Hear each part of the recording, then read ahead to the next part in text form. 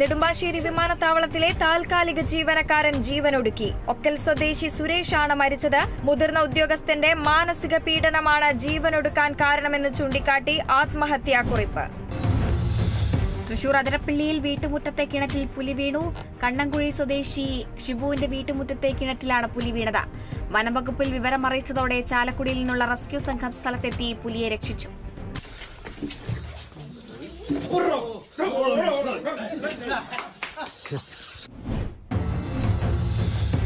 മലപ്പുറം കരിപ്പോൾ മസ്ദർ അസ ആദ ദർസ് സ്നേഹാദരവ് സംഘടിപ്പിച്ചു. ദർസിന്റെ 10ാം വാർഷികത്തോടനുബന്ധിച്ച് നടന്ന ചടങ്ങിൽ തൗഫീഖ് സഖാഫി ഷൊർണൂരിനെ ആദരിച്ചു. സയ്യിദ് മഹറൂഫ് ജിഫ്രി തങ്ങൾ കല്ലടിക്കോടിന്റെ നേതൃത്വത്തിൽ ഇശൽ പരിപാടിയും സംഘടിപ്പിച്ചു. തൃശൂർ റെയിൽവേ സ്റ്റേഷന് സമീപം വന്ദേ ഭാരത് എക്സ്പ്രസിന് നേരെ കല്ലേറ്. കല്ലെറിഞ്ഞയാളെ പിടികൂടി. പിടിയിലായയാൾക്ക് മാനസികാസ്വാസ്ഥ്യമുള്ളതായി സൂചന. കല്ലേറിൽ 2 കോച്ചുകളുടെ ചില്ലുകളും പൊട്ടി. കൊല്ലം തൃക്കോവിൽ വട്ടം പഞ്ചായത്തിൽ മോഷണം തുടർക്കഥയാകുന്നു. ജൽജീവൻ പദ്ധതിയിൽ വീടുകളിൽ സ്ഥാപിച്ച വാട്ടർ മീറ്ററുകൾ മോഷണം പോകുന്നു. പ്രദേശത്ത് സാമൂഹ്യ വിരുദ്ധരുടെ ശല്യം രൂക്ഷം. പരസ്യ മദ്യപാനവും മയക്കുമരുന്ന് ഉപയോഗവും വിൽപ്പനയും വർദ്ധിച്ചതായി നാട്ടുകാർ. നൈറ്റ് പട്രോളിംഗ് ശക്തമാക്കണമെന്നും പ്രദേശവാസികൾ. കൊല്ലത്ത് 13 വയസ്സുകാരനായ മകനെ ക്രൂരമായി മർദ്ദിച്ച പിതാവ് അറസ്റ്റിൽ. പിടിയിലായത് കരുനാഗപ്പള്ളി സ്വദേശി ജലാലുദ്ദീൻ കുഞ്ഞ്. ഇയാളെ അനുസരിച്ചില്ലെന്ന് പറഞ്ഞാണ് മകനെ ജനൽ കമ്പിയിൽ കെട്ടിയിട്ട് കേബിൾ കൊണ്ട് മർദ്ദിച്ചത്. കരുനാഗപ്പള്ളി പോലീസ് കേസെടുത്തു. അപകീർത്തി കേസിൽ കോൺഗ്രസ് നേതാവ് രാഹുൽ ഗാന്ധിക്ക് ജാമ്യം. ബംഗളൂരു സെഷൻസ് കോടതിയാണ് ജാമ്യം നൽകിയത്. 40% കമ്മീഷൻ സർക്കാർ എന്ന പരാമർശത്തിലായിരുന്നു കേസ്. ജൂലൈ 30 കേസ് വീണ്ടും പരിഗണിക്കും. 24 ന്യൂസ് അതിരപ്പള്ളി പ്രാദേശിക ലേഖകൻ റോബിൻ ലാലിന് ജാമ്യം. ഹൈക്കോടതിയാണ് ജാമ്യം അനുവദിച്ചത്. വനപാലകരെ ആക്രമിച്ചെന്ന പരാതിയിലാണ് റോബിൻ ലാലിനെ അറസ്റ്റ് ചെയ്തിരുന്നത്. അന്താരാഷ്ട്ര ബഹിരാകാശ നിലയത്തേക്ക് യാത്രികരെയും വഹിച്ചുകൊണ്ടുള്ള ആദ്യ യാത്ര വിജയകരമായി പൂർത്തിയാക്കി ബോയിങ്ങിന്റെ സ്റ്റാർലൈനർ പേടകം.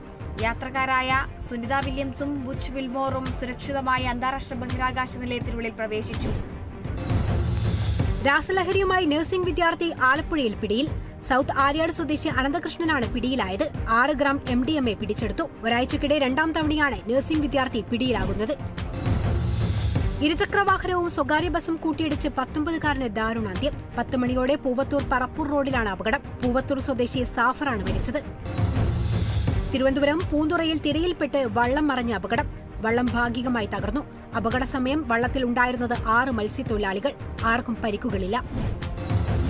എറണാകുളം പെരുമ്പാവൂരിൽ കഞ്ചാവുമായി ഇതര സംസ്ഥാന തൊഴിലാളി പിടിയിൽ. ഒഡീഷ സ്വദേശി സമീർ ദിഗലാണ് 5.5 കിലോ കഞ്ചാവുമായി പിടിയിലായത്. ഒഡീഷയിൽ നിന്ന് കഞ്ചാവുമായി വരുന്ന വഴി മുടിക്കൽ പവർ ഹൌസ് ജംഗ്ഷനിലാണ് ഇയാൾ പിടിയിലാകുന്നത്.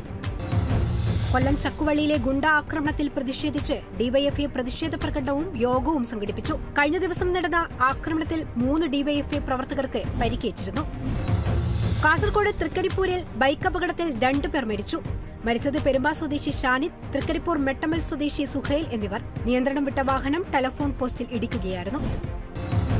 പൂനെ വനിതാ ഹോസ്റ്റലിലുണ്ടായ തീപിടുത്തത്തിൽ വാച്ച്മാൻ മരിച്ചു. അപകടം ഷാനിമാർ പ്രദേശത്ത് പുലർച്ചെ 1:30യോടെ. കെട്ടിടത്തിൽ കുടുങ്ങിയ പെൺകുട്ടികളെ രക്ഷപ്പെടുത്തി. ആലപ്പുഴ ചത്തിയറപ്പാലം അപകടാവസ്ഥയിൽ. സുരക്ഷാ ക്രമീകരണത്തിന് പോലീസിനെ നിയോഗിക്കണമെന്ന ആവശ്യം ശക്തമാകുന്നു. ഏറെ നാളുകളായി പൊളിച്ച് പുനർനിർമ്മാണം തുടങ്ങിയ ചത്തിയറ പാലത്തിനു പകരം നിർമ്മിച്ച താൽക്കാലിക നടപ്പാലം അപകടാവസ്ഥയിലാണ്.